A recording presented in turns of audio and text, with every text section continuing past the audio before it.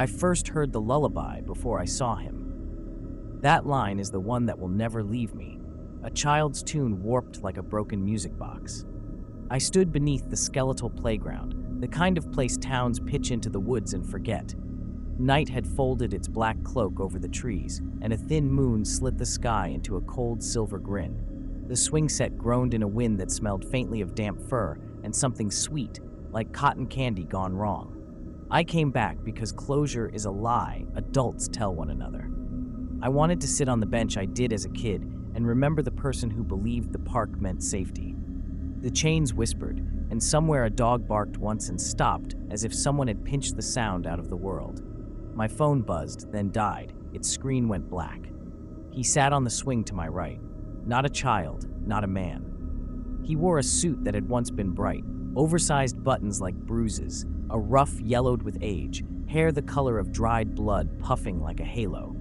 His painted smile had cracked into the furrows of his skin. He held 3 balloons, red, white, and the dull color of old teeth, their strings taut.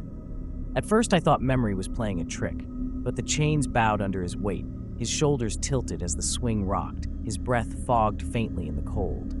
He didn't look at me. He faced forward, as if waiting for someone to return. His lips moved once, and the lullaby, thin, wrong, wound out from somewhere near his chest. A child's laugh threaded through the trees, high and too quick, and then a silence that presses on your eardrums until every small noise becomes obscene. My skin prickled, the air tasted metallic. I should have left. Every part of me cataloged reasons to run. Instead, I stayed, rooted, watching the balloons bob and a shadow stretch on the ground like a hand reaching. The park held its breath, and I realized some places keep what you leave behind.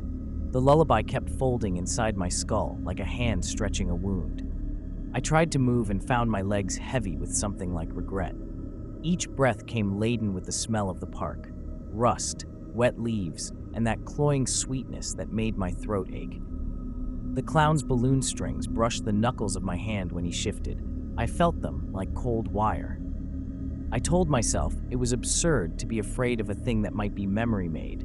Rational thoughts are a flimsy coat in a place meant to soak you. He swung faster, and the chains sang a thin metallic song that matched the lullaby.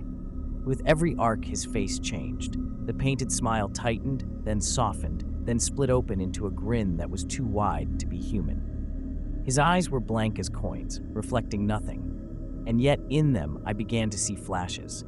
A window with curtains stained red, a small white dress on a bed, a man I couldn't fully remember laughing in a kitchen whose light was wrong. Images that were mine and not mine at once. My skin crawled as if 1,000 tiny hands were reading the lines on my palms. I reached for my phone without thinking. The screen woke and showed a photo I had never taken. Me sitting on that very bench as a boy, thumbs sticky with cotton candy, head cocked at the same angle as the clowns. Behind me, on the swing, a shadow where a girl should be. The kind of shadow that keeps the shape of someone long gone. My stomach gave a lurch that felt like recognition and betrayal at the same time. Then the clown laughed, but it wasn't the hollow chuckle of a costumed man. It sounded like the gap between 2 breaths, like a voice pulled from a throat that had forgotten how to speak. He said my name, not whispered, stated, as if ticking off something on a list. The sound lanced through me and rearranged the room. I noticed the playground's paint had peeled into words, letters curling like bark. Forgot, come back, stay. Or maybe I read them, maybe I wanted to. My mouth tasted of pennies. Something moved in the dark beyond the swings. A child's silhouette, small and jerking as if pulled by invisible strings. It mimicked the lullaby by humming the second verse wrong, jangling the tempo into a child's cry. The ground where the silhouette stood was wet and reflected not the moon, but a pale face like a coin seen from below. I wanted to speak, to ask what it wanted, to demand a reason for being dragged into this memory nightmare. But my voice came out clipped, as if I were speaking through cloth. The clown stood. He let the balloons rise and for the first time looked directly at me. His painted eyes were all welcome and hunger. He reached out, not with his hand, but with that song. And the air around us thickened until I couldn't tell whether I was stepping forward or being peeled back. He tilted his head, and somewhere deep in the playground, The swing I had sat in as a child squealed as if someone had sat on it and never stood up again. When he closed his fingers around my wrist, the world thinned to a single seam. The cold of the chain, the rasp of leaves, and the sweet tang and salt in my mouth, everything pooled into a pressure that felt like being read aloud. I tried to pull back. My muscles remembered how to flee, but my memories remembered why I returned. He was close enough to see the tiny cracks in the paint of his smile, the way the rough caught dust like snow. His breath smelled of talc and candies. He did not speak. Instead, he unspooled my life in small things. The tilt of my father's head when he pretended not to be tired, the sticky ribbon of cotton candy on my thumb, the quiet shape of a promise I had crumpled.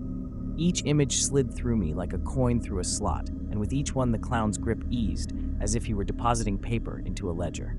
Beyond the swings, a child's outline waited in the dark, half visible, humming the lullaby wrong. The sound became a chord, pulling memory into rhythm. I felt the bench beneath me lift, the chains creak, and the world tilt toward the silhouette. There was no violence, only the intimate pressure of a debt being acknowledged. When he released me, he offered the balloons with both hands. They were warm, buoyant, with a small, private light, and accepting them felt less like surrender than the closing of a circle. I slid the strings through my fingers and felt the park settle as if relieved. The lullaby rose from my throat, not foreign now, but familiar and inevitable. I remain here, on the swing, keeping watch over names I promised to remember. The night keeps its receipts, and then silence. Subscribe to Horror Story Bar.